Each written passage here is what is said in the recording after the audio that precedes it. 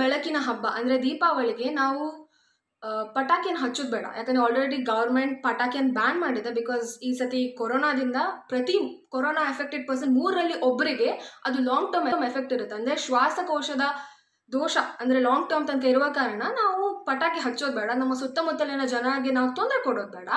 And ಅದು obviously ನಿಮ್ಗೆಲ್ರಿಗೂ ಗೊತ್ತಿರೋ ಹಾಗೆ ಅದು ಪೊಲ್ಯೂಷನ್ಗೆ ಕೂಡ ಕಾರಣ ಆಗಿದೆ.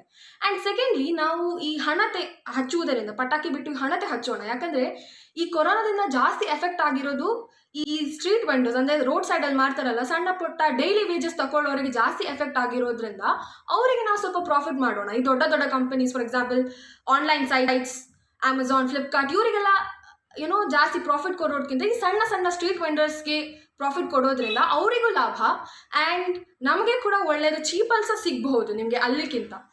ಸೊ ಹಣತೆ ಹಚ್ಚಿ ಈ ದೀಪಾವಳಿಯನ್ನು ನಾವು ಆಚರಿಸೋಣ.